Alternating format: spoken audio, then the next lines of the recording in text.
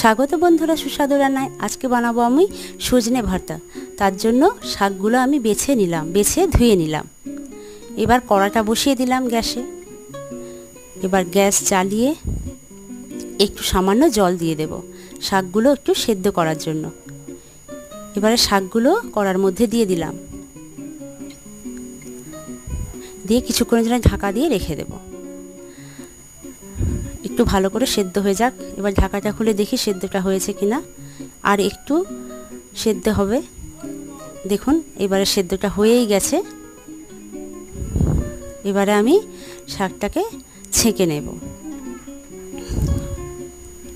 এইভাবে আপনারাও ছেঁকে নেবেন।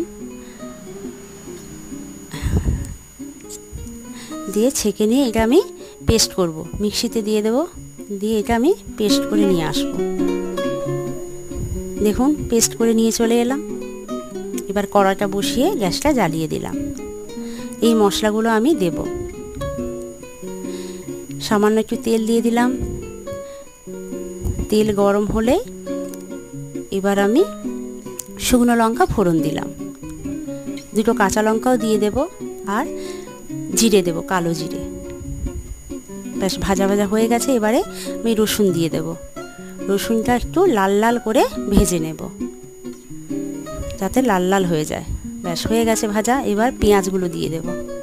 পেঁয়াজগুলো দিয়ে একটু বেশি করে পেঁয়াজ দিতে হবে। পেঁয়াজগুলো দিয়ে ভালো করে ভেজে নেব। দেখুন আরও একটু ভাজা হবে। ভাজা হয়েই এসছে। এবারে একটু নুন দিয়ে দেব, স্বাদ মতো হলুদ দিয়ে দেব। এবার ভালো করে নেড়ে নেব। ভাজা হয়ে গেলে এবার পেস্টটাও দিয়ে দেব। পেস্টটা দিয়ে ভালো করে মিশিয়ে নেব পেঁয়াজ রসুনটার মধ্যে। এইভাবে মিশিয়ে নেব যতক্ষণ না জলটা শুকনো হয়ে যাচ্ছে। আমাদের কড়াই এভাবে নেড়ে নিতে হবে। দেখুন জলটা শুকিয়েই আসছে, আর কিছুক্ষণ নাড়তে হবে আমাদের।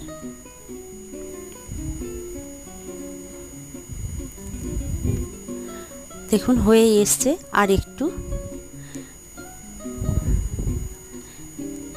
দেখবেন যেন কড়াতে না লেগে যায়, এইভাবে নাড়তে থাকতে হবে। হয়ে গেছে। এবার একটু কাঁচা তেল দিয়ে দেব। তেল দিয়ে নামিয়ে নেব।